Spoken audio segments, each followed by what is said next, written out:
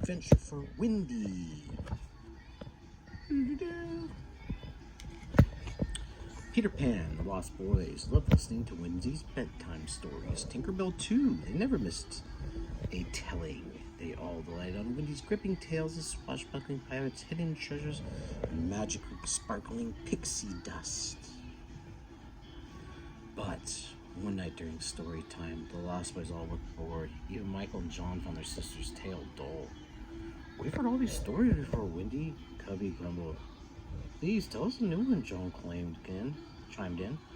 Where will I find inspiration for a fresh story?" Wendy wondered.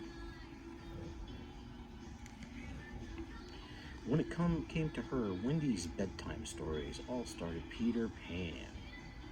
All she needed for a brand new story was an adventure with Peter. The next morning, Wendy woke up ready to join Peter Pan in an exciting excursion. But she couldn't find Peter anywhere. "He's not behind here," said Michael. "We're under the shoulder here," added the raccoon twins. "I'm sorry, old chaps," John said, pushing his glasses up. "I saw Peter and Tink leaving extra early and out for their outing this morning." The Lost Boys looked disappointed. "You need Peter Pan to have an adventure?" declared Rabbit. "What will you do, Wendy?" asked Toodles. It was true. Peter was always the hero of Wendy's stories.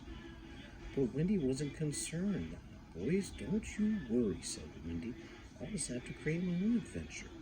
The Lost Boys looked doubtful, but Wendy was determined. "I'll head for the sea," she said. "There's always adventure there."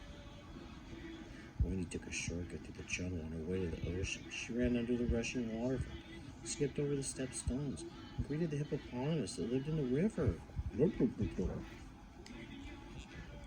Then she looked up to see an orangutan family racing between the trees. "Looks like a grand time," she explained. "Wendy, finding an adventure can wait a little while longer, I'm sure." So Wendy joined the fun up above. She and the orangutan swung high above the ground, from tree to tree to tree.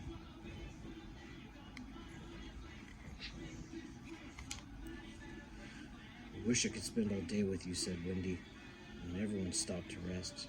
But I'm in search of an adventure. She would not let the Lost Boys down. Wendy said goodbye to her new friends, and she headed down the bluffs toward the sea.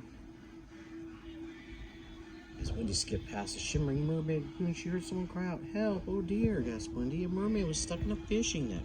Her friends were nowhere to be seen. Finding a bedtime story would have to wait. Once again, Wendy dove into the water, swam toward her mermaid, and rescued her from the net. "Thank you for saving me," gushed the mermaid. "You're so brave. Will you stay and play in the lagoon for a while, Wendy?"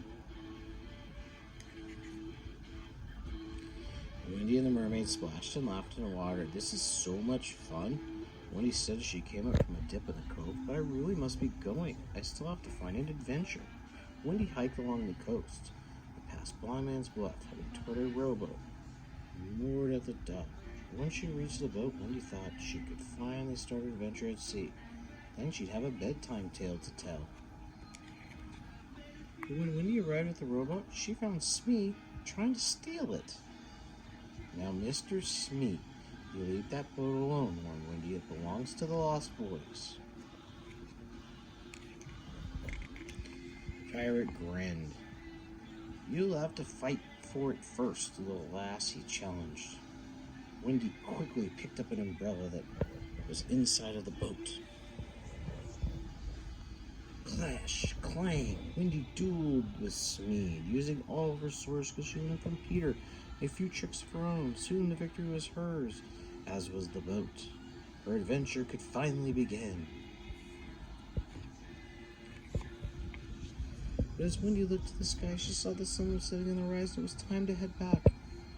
Wendy returned to the hideout, feeling defeated. She failed to have an adventure. There would be no bedtime story that night. When the Lost Boys gathered around, Wendy apologized. "I'm sorry. I meant to have a marvelous adventure today. Things kept getting in the way." She told them all about the swinging through the trees, the orangutans, and saving the mermaid and fighting off Smee. "It just wasn't meant to be," she finished. The Lost Boys listened and Peter Pan was enthralled. "Wendy, What a thrilling day for that, Peter exclaimed. "You're so courageous," said John. The Lost Boys all agreed it was the best bedtime story they'd ever heard. "Hooray, Wendy," they cheered. Look back on her day. Wendy realized they were right. She created an adventure all on her own. What a wonderful feeling. That night, Wendy snuggled up into her warm bed and dreamt about her big next adventure. The Lost Boys have heard Wendy Peter Pan stories too many times, so Wendy decides to go looking for a new adventure of her very own. But she finds out that's easier said than done.